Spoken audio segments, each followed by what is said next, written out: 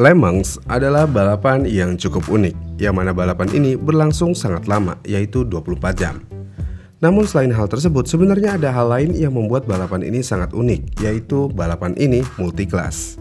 Ya, Le Mans adalah salah satu balapan multi-kelas, yang berarti banyak mobil dengan spesifikasi dan bentuk yang berbeda membalap di waktu yang sama dan di trek yang sama.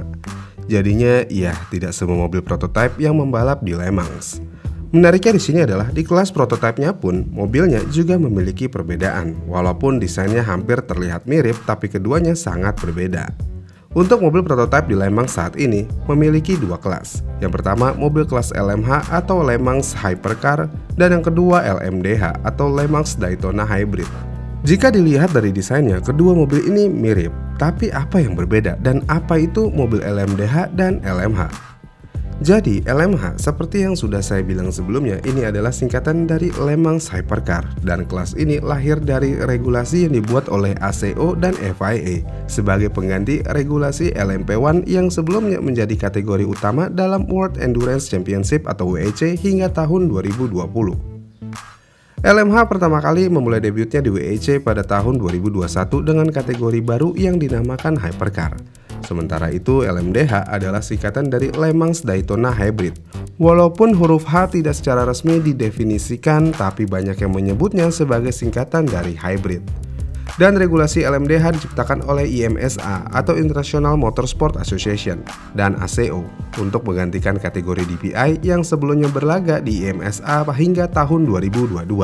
Dan LMDH sendiri pertama kali memulai debutnya dalam IMSA dan WEC pada tahun 2023. Namun apa perbedaan kedua mobil ini? Salah satu perbedaan utama antara LMH dan LMDH adalah tingkat kebebasan dalam desain dan spesifikasi teknis.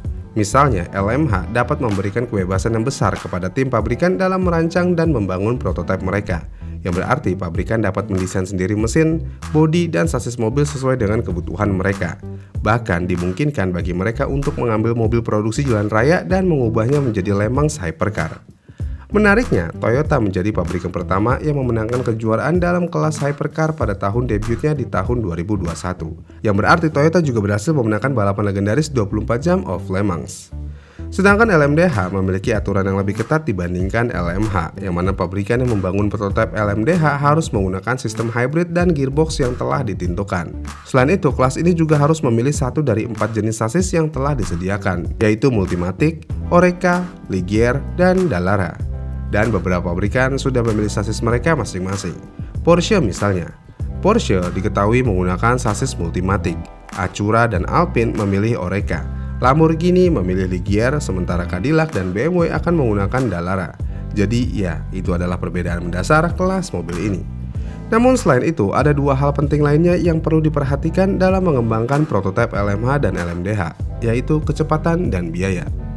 Dalam hal kecepatan, prototipe LMH dan LMDH cenderung lebih lambat dibandingkan pendahulunya, yaitu LMP1 dan DPI. Kenapa bisa?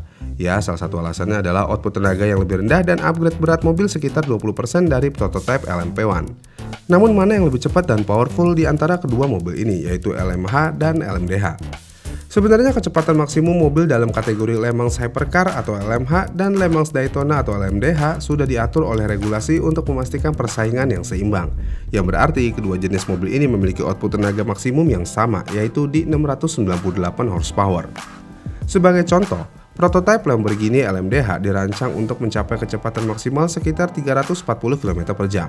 Namun, kecepatan puncak aktual di lintasan balap dapat bervariasi tergantung pada desain aerodinamis, pengaturan kendaraan, dan karakteristik sirkuit. Tapi ya, secara umum, performa antara mobil LMH dan LMDH diupayakan seimbang melalui regulasi dan penyesuaian teknis.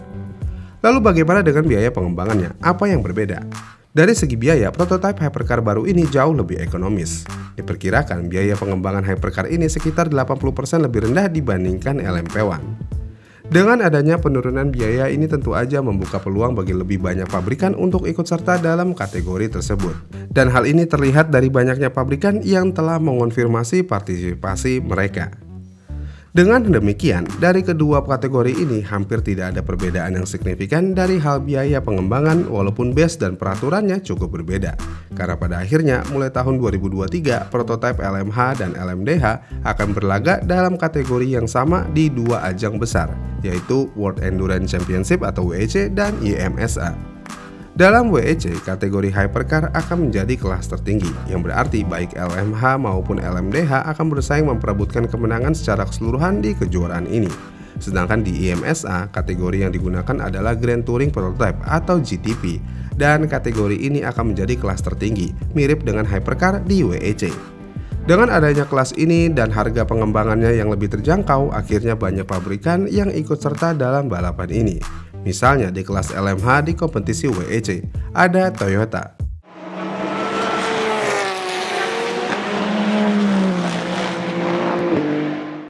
Lalu ada Peugeot dengan hypercar-nya 9X8.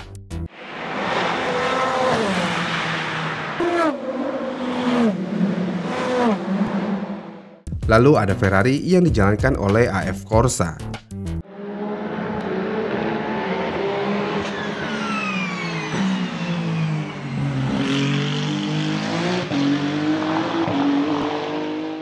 Kemudian untuk kelas LMDH ada Porsche dengan Penske Motorsport yang menggunakan prototipe 963. Lalu ada Cadillac.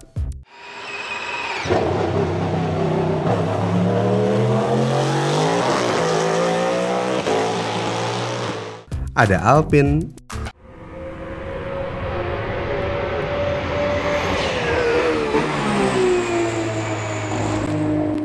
Lamborghini,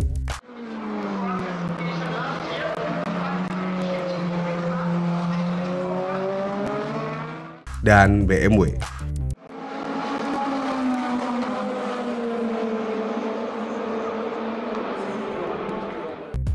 Jadinya iya, banyak pabrikan yang tadinya sudah tidak bersaing di motorsport ini akhirnya kembali lagi. Dengan hadirnya LMH dan LMDH, masa depan balap mobil sport sepertinya langsung sangat menjanjikan. Dengan regulasi yang lebih fleksibel dan biaya yang lebih terjangkau, kemungkinan lebih banyak pabrikan untuk bersaing dalam kategori ini. Yang pada akhirnya bagi kalian yang suka balapan ini tentu aja merupakan era baru yang sangat-sangat dinantikan. Jadi kesimpulannya, di luar dari regulasi yang ada, kedua kelas ini tidak memiliki perbedaan yang terlalu signifikan sebenarnya. Karena pada dasarnya kedua mobil ini memiliki ukuran dan spesifikasi yang hampir mirip. Desain yang hampir mirip, budget pengembangan yang mirip, semuanya hampir mirip. Karena mau bagaimanapun, walaupun ada perbedaan, faktanya kedua mobil ini ada di kelas yang sama. Gimana nih menurut kalian? Komen di kolom komentar di bawah ya, dan sampai jumpa di video selanjutnya.